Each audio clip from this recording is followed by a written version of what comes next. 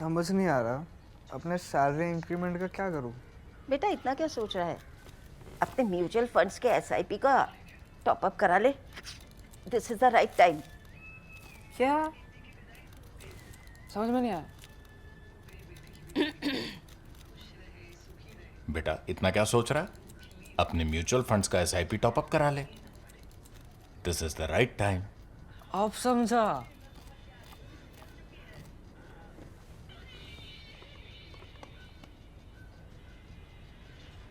Mutual fund investments are subject to market risks. Read all scheme-related documents carefully. Now that you see these two sitting with me, next to me, Praveen Swami, our consulting editor for national security, who you know well, and equally Ananya Bhardwaj, very familiar to you, our senior associate editor for internal security. You know that something really serious has happened.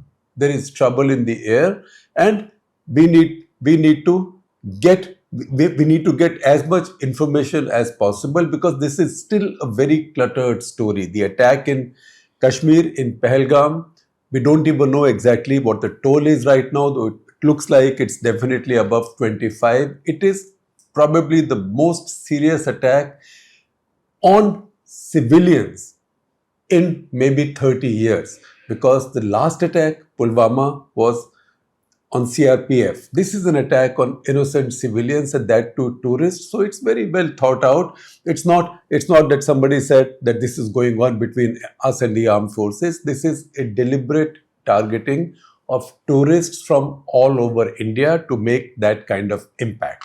That is the first key point here. Then I will mention three more, and then we'll move on to these two who know more about these situations.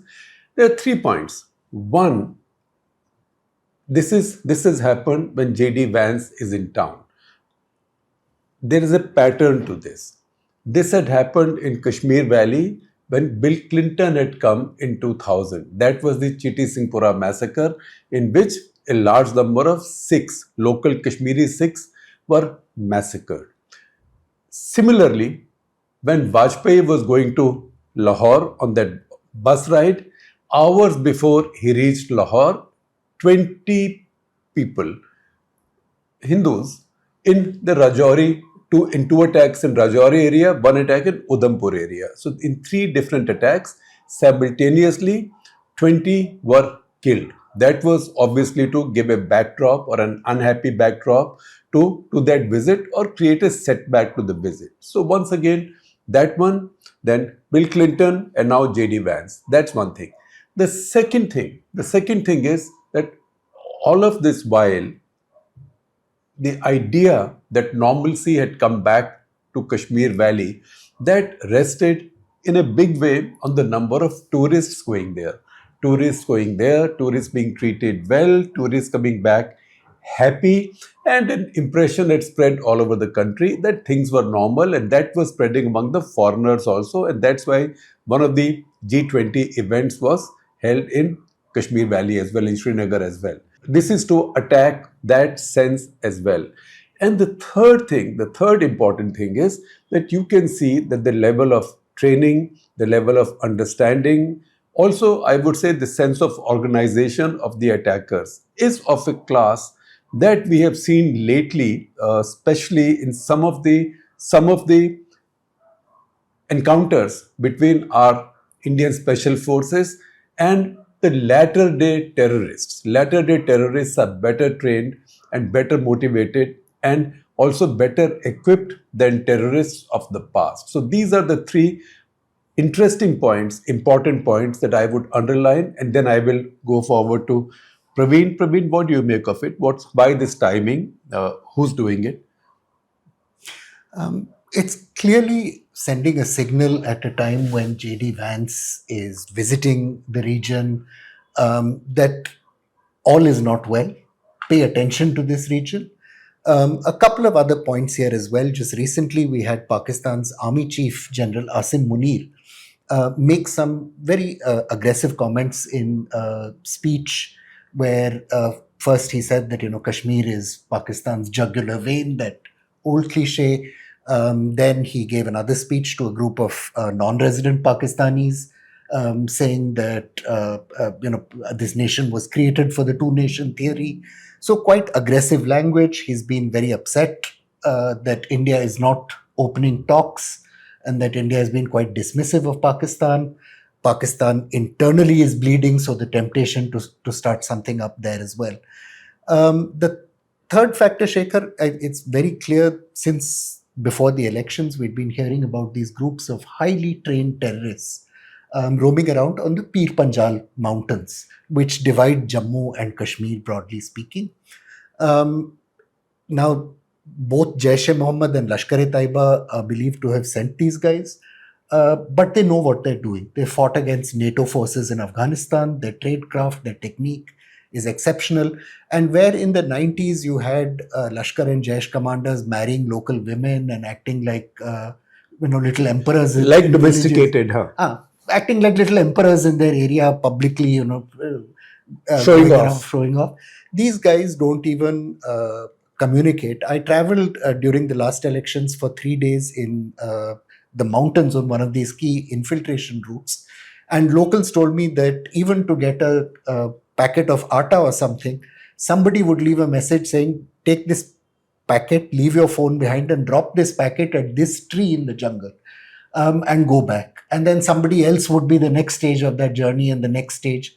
Mobile phones are not used at all. So extremely skilled operators. Final factor, because of this talk of peace, it's all over, there's very little violence, there's a certain complacency. When I and my colleague were traveling in these very mountains, we parked our car, a Punjab registration car, on the Mughal route, which connects Jammu and Kashmir, and gone into the mountains. We were in the mountains for 4 days almost. And when we came back, we were very surprised to learn that nobody had even asked, who is this car from outside? Who are these guys roaming around in the mountains? And while that's very nice in some ways, it's welcoming to tourists. It doesn't make them feel. In this case, it's shocking that there were so many civilians there and nobody in a position to immediately respond and offer assistance or resistance to the There was no terrorists security presence there. at all. So the other thing that we have to notice is that Pakistani army, and it's a pattern which is very well confirmed. Pakistani army goes through cycles of popularity with Pakistan's population. And you will find that when that cycle, and this cycle has become shorter now. Because earlier it would take 15 years before they became really unpopular. Now this cycle is about 5 to 7 years. So when they become unpopular, because the slogan, "Ye jo dehshatgardi hai, iske piche vardi hai," this has not started now. This started in 2007 in the Musharraf era, when 2 attempts were made on Musharraf's life. And what followed that? 26/11 followed 26/11. that. Right? Similarly, you saw some of this come back when the army basically destroyed Nawaz Sharif's government and installed Imran Khan, who himself may have been popular, but once again the army was seen as having decided who will be in power, who will not be in power, because that election was rigged by the army.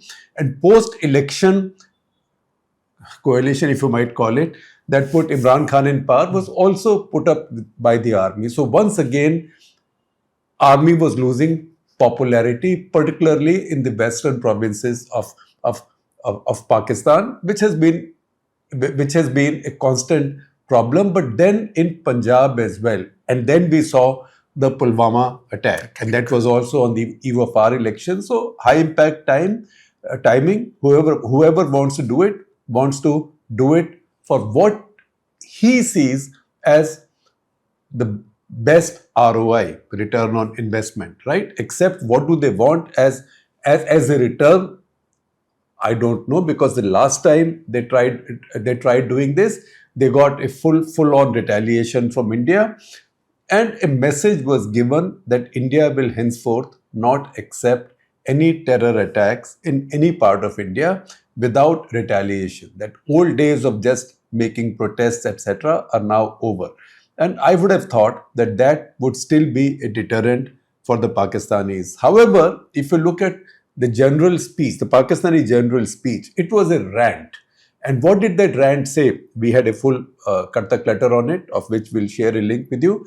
The essence of that rant was, I am so and so, I am Pakistan's army, pay me more attention, right? You don't see how seriously I need to be taken. We are the ones who keep Pakistan together, right? Otherwise, everybody wants to threaten Pakistan, and then Kashmir, we'll come for Kashmir, etc., etc. We've not forgotten Kashmir. So at that moment, I said that this was a little bit of a Khadak Singh speech, like Khadak Singh ke khadakne se khadakti hai khidkiyan. But the lesson would have been that this man is feeling now that the army has again become very unpopular.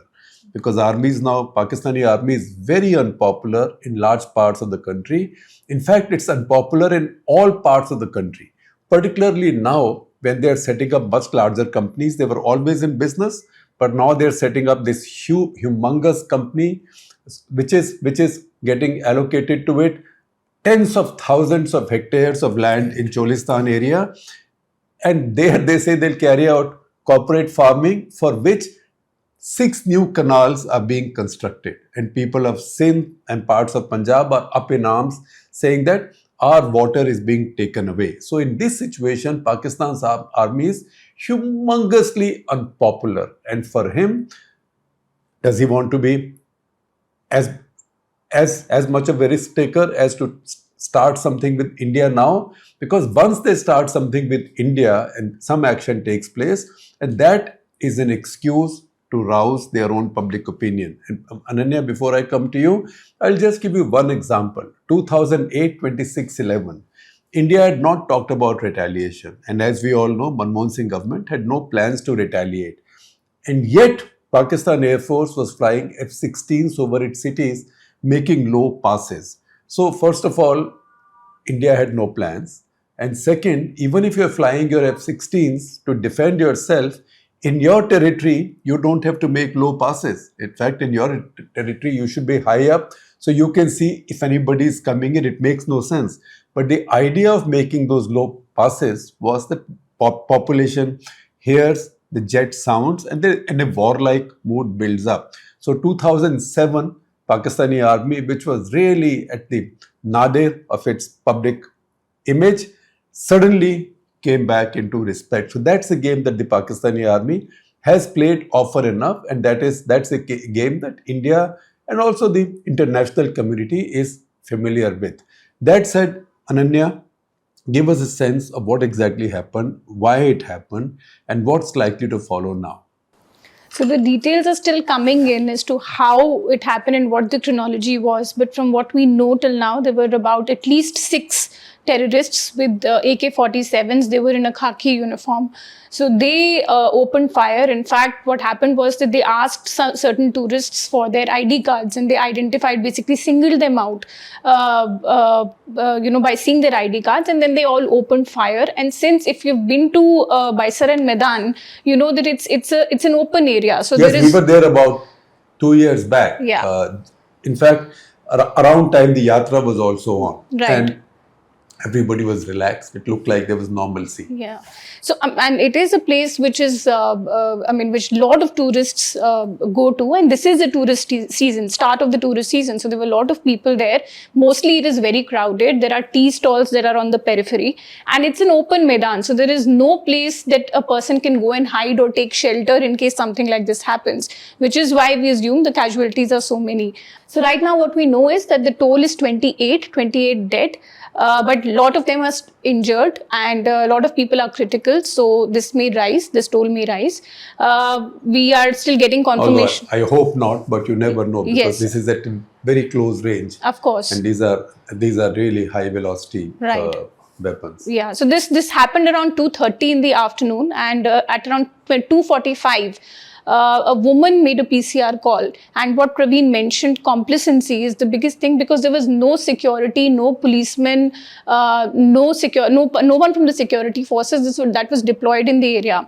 And this despite JD Vance's visit, because there's an SOP whenever there is such an such an important visit happening in the country, there is an SOP of basically deployment in these areas, especially the ones like Pahalgam, and it has been notorious for this reason. Last year also, in fact, in 2024, during the Lok Sabha elections, a couple from Jaipur was attacked in Pahalgam itself. In 2000 also, there were pilgrims who were attacked, and 6 or 7 of them got killed. Amarnath Yatris. Yes, Amarnath Yatris. So this is not something new for Pahalgam. This has happened in the past. So which is why this complacency, why was there no security in the area, is the question that everybody is asking.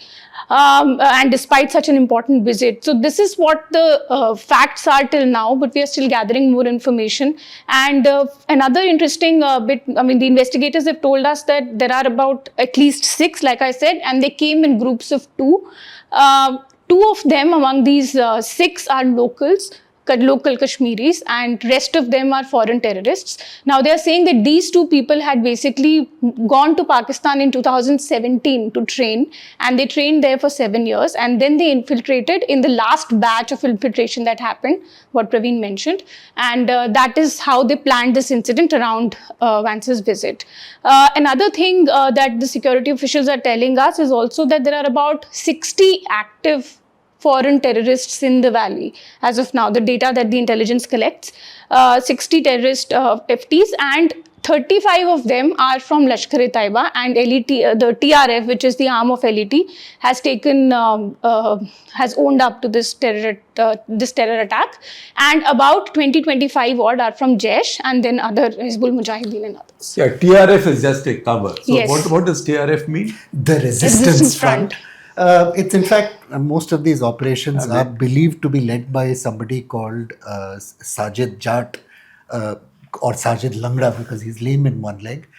He had a long tenure in Kashmir. He married a lady in Kulgam and fathered a child who they abandoned eventually, and who still lives in Kulgam, not too far from where all of this and the has TRF happened. actually became popular in 21-22 even more because of the module they adopted. So what they did was that in that time in 21-22, when these civilian attacks were happening, 2-3-3, when an exodus of sorts also happened of these workers, migrants who come from UP or Bihar to work in Kashmir, that time TRF had claimed responsibility for most of these attacks, and then the Kashmir police had told us, and we had done a full coverage on how these are hybrid terrorists that these TRF people are hiring. So these are people basically who are, say, school students or college going kids or shopkeepers who do not have a past criminal record. So these are people they'll hire for such, say, to throw a grenade somewhere or shoot someone with a pistol, so that they don't have any tracks. So they cannot be tracked, they can't be arrested. So that is why they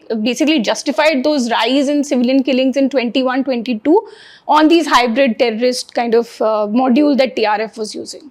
See, the really interesting thing to me here is that this could have been done at any point in the last 2 or 3 years. If you have 50, 60 highly trained, well-equipped terrorists, going and blowing up a bus or attacking a crowd of tourists is not really a very difficult thing to do.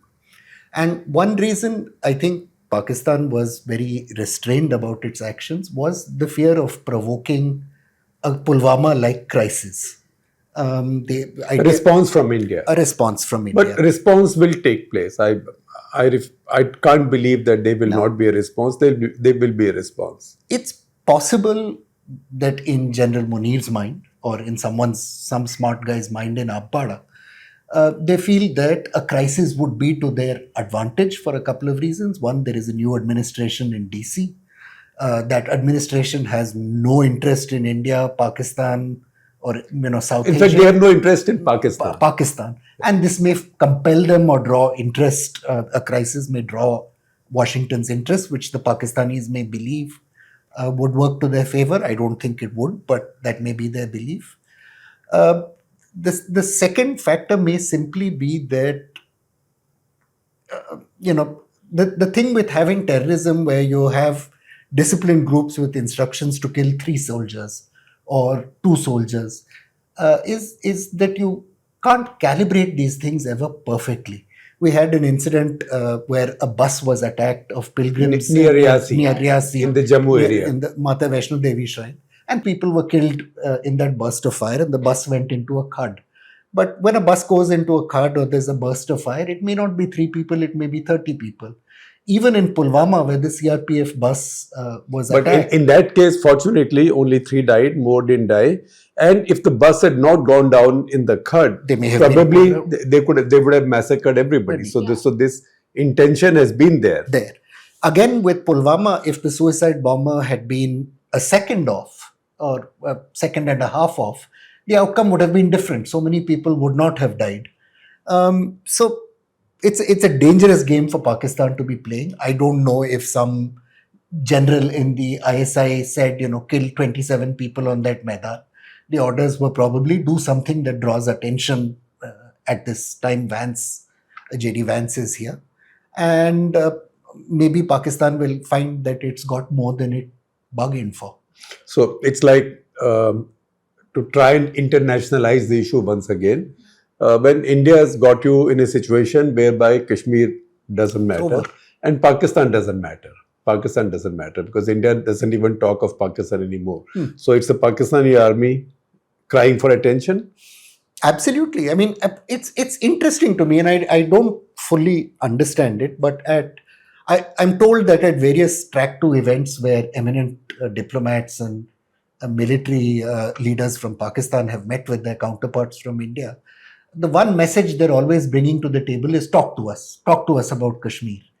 And the one message that's been going out from India is there's nothing to talk about. Except what happens to parts of Kashmir occupied by you, which includes Gilgit and Baltistan. So this message has been very clear, and from the Pakistani side, diplomats have been saying that they say, no, at least give some degree of autonomy to Kashmir, land rights of the kind you have in various parts of the Northeast, something. So maybe the Pakistan army believes that at a time it's losing popularity, it's sort of being even more humiliated on Kashmir. That look, you guys can't even do the one thing that you have, that you have built your existence as an institution on, which that is Kashmir. Creating trouble in Kashmir. And now you're having your nose rubbed in it a little bit. So maybe maybe that feeling is there that look, we are in trouble on every front. We have problems in Balochistan. We're domestically unpopular. So start some crisis. We are internationally unpopular. Internationally. So when you say nose rubbed into the ground, you mean the Pakistani army's nose rubbed in the ground. Because at the popular level in Pakistan, the view is very negative of Pakistan army. Ananya, what is the security grid like in Kashmir now? And who's responsible and accountable? Like I said, of course, law and order and certain operations, the J&K police is the biggest, then the army is there, the CRPF is deployed in most of the areas. So, in fact, I was speaking to one of the officers, and he claimed this attack to be one of the failures by the J&K police because they were supposed to step up the security in the area. They were responsible for maintaining this SOP, and this should have been done. So apart from the intelligence failure, of course, all the agencies are there in Kashmir, whether it is the IB or the RANW, but this should have been done. They just completely looked away because they thought that everything is fine, and which is why there was an instant meeting which was called in the Ministry of Home Affairs right after this attack happened. In fact, the IB and other agencies along with the Home Minister was there. There was a meeting that was carried out, the security review meeting which was carried out at the MHA. And as we are recording this, the Home Minister Amit Shah has already left with a team of 5 officers for Kashmir, and there are a lot of meetings that are scheduled for tomorrow as well. So of course there is it's a big setback for the government also, because they have been talking about Kashmir becoming completely terror-free. In fact, just 2 weeks ago, Amit Shah gave a statement saying that, we have cracked Kashmir and it's completely incident-free now, and they keep sharing data as well. But like most officers from Kashmir tell us when we talk to them, that this is a cycle of violence. I mean, no incident doesn't mean peace. And this is what we saw today. Well, last year we traveled in Kashmir during the elections and even drove up the Mughal Road quite some distance, and Anantnag and more. And year before that, we were exactly in Pahalgam and also went to this flat as well. And I have to tell you that place was so crowded with tourists that I had to pull 100 strings to get a room in a hotel there, in a decent hotel there. So the sense of normalcy was very, very strong, is very, very strong. Let's not say was, Right. is very, very strong.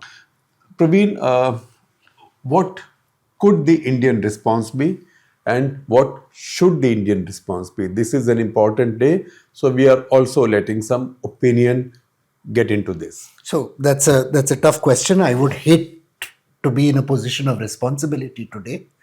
But to spell out the pros and cons, India has gone about retaliating in one of two ways. It's either publicly staged military operations across the line of control. Like after Udi. After Udi, it sent troops to attack staging posts of the Lashkar-e-Taiba after that, or it used jets after Pulwama. But in either case, it did it publicly, or it has used covert means to attack terrorists, to attack camps. And a third tactic has also been to conduct shelling on Pakistani military installations across the line of control. Now, these all come with benefits and risks, and I'll try and illustrate that with the example of Pulwama.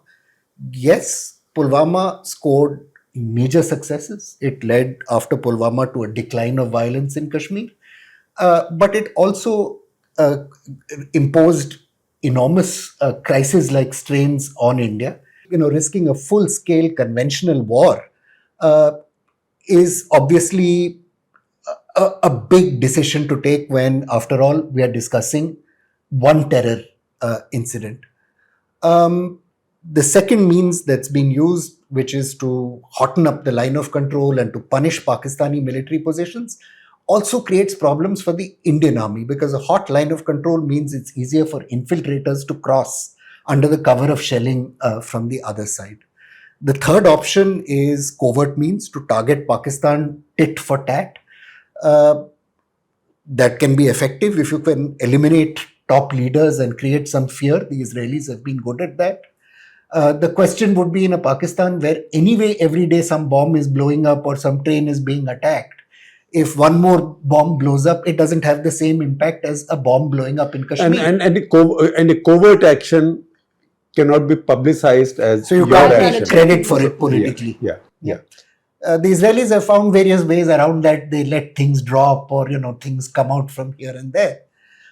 So enormous responsibilities. And I think if you try and understand the way the Pakistanis think about Pulwama, it's quite interesting, because they believe that they made their point, that India wouldn't escalate beyond a point, because India being the richer, wealthier economy, the country that is doing having well, a bigger stake. India has bigger stakes in keeping the peace than Pakistan, which, well, what are they going to lose? I mean, they're already in ruins, they're taking World Bank bailouts. They're a bit of a human bomb. They're a human bomb.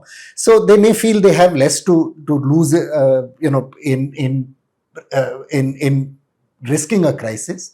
It has to be mentioned that General Qamar Javed Bajwa was very responsible when the India-China crisis on the LAC was unwinding. He did not move troops into position, which would have forced or made it very difficult for India to switch troops from the line of control to the line of actual control. This army chief seems to have decided that he wants to take things in a different because direction. this army chief is also an Islamist in his own right. He's Hafiz a Quran. In fact, he's the first one in Pakistani army, the first chief who is an Islamist himself. Because Zia, as we said earlier in CTC, Zia was the son of a Maulvi, but he went to St. Stephen's College, right? So he was not brought up in Islamic teaching. Ayub drank whiskey, Yahya Khan drank whiskey, Musharraf drank whiskey. So this is Asif Nawaz, Jahangir Karamat. Pakistan has had most of the Pakistani chiefs have been molded more in the conventional British origin army ethos. This one is very different. This one is an Islamist, and he drops verses from the Quran in every fourth sentence that at least I don't understand, but I don't know how many devout Muslims also understand, because how many devout Muslims have the entire Quran Sharif memorized? He's an interesting character, and it would be, but it's also been part of the pattern. I mean, people have often said, the Pakistan Army chief is boss, and the Pakistan Army lines up behind him. But Parvez Musharraf had a almost successful peace dialogue both with Prime Minister Vajpayee and with Prime Minister Manmohan Singh. That was destroyed by his successor, But Parvez. he faced at least two clear Attempts on his life. attempts. One nearly succeeded when they blew up the culvert. He missed it by maybe 2 seconds. And his successor undid it, saying this guy is going to, ruining the army. What are we left with if we give up Kashmir? Maybe General Munir feels the same way about General Bajwa, that this guy, it's all fine not to have a crisis and to build fences, but you weaken the Pakistan Army's status and influence in society if you make peace in Kashmir. I don't know, I'm speculating here, but I suspect that's got something to do with the motives that are driving this. Ananya, what do you expect now over the next couple of days? A lot of meetings, series of meetings. Like I said, Home Minister would be there. There are security review meetings with the IB, with the JNK police, with the security forces, with the army. So there'll be a series of meetings because they will need to fix accountability and figure out why it happened, how it happened. Moreover, the investigation will carry on in this particular incident. We'll get to know more on the chronology of how it all happened, where it was planned. And of course, there's a search operation that is going on to basically identify who the terrorists were, where they went, where did they get the support from, where they were staying before this attack, when did they come to Kashmir. So all of these details will become clear in the coming days. Because we know that a bunch of terrorists are scattered across the valley and on the other side of Pir Panjal, right? And also that there are weapons which are stocked here and there which these people can access. So how come our agencies have not been able to crack this as yet?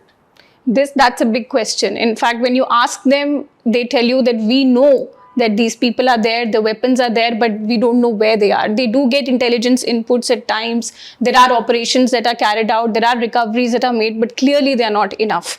In fact, a former officer I was speaking with who was in Kashmir till about a couple of months ago said that I think a big question mark is why did operations stop? In Kashmir, because they should not have stopped. Once you continue doing operations in the valley, that means our security forces. Our security forces. That is counter-terror. Right.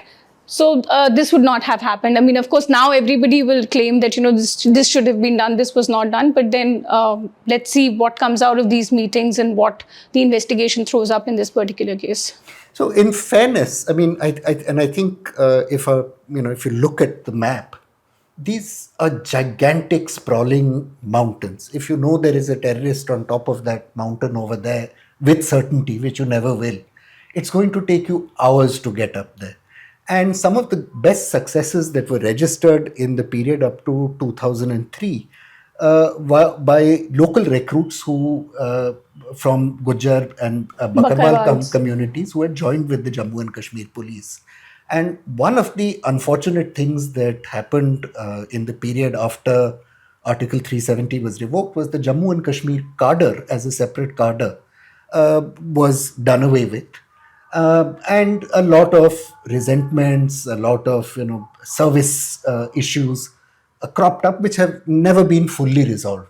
So if you want to fight in these mountains, you're not going to do it with technology. You have to have knowledge and the ability to survive in that terrain for days. And there needs to be some thinking about creating that sense of ownership and responsibility within the police again. In fact, that is what led to their failure in Jammu when the attacks had shifted to Jammu. They said that all our intelligence channels have dried up. That is the excuse that they kept giving, that we don't have many people, many locals who give us information. So which is why we're not able to really tackle the problem in Jammu. And terrorists also learn, right? I mean, if you were a terrorist serving with the Jaish-e-Mohammed unit in Afghanistan, you've learned what technology can do. You've learned what NATO has and what India is likely to have.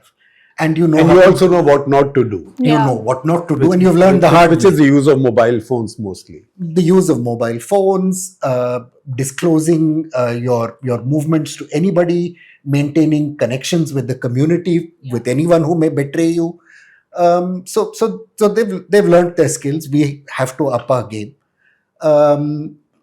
and this sort of belief that endlessly saturating these mountains with more and more and more soldiers will somehow solve the situation is just fantasy, simply because this terrain is enormous, vast, This can suck in difficult. any amount of of troops. any amounts of troops. Although, by the way, there is no 7 lakh Indian troops in Kashmir. That is what the Pakistanis often like to say.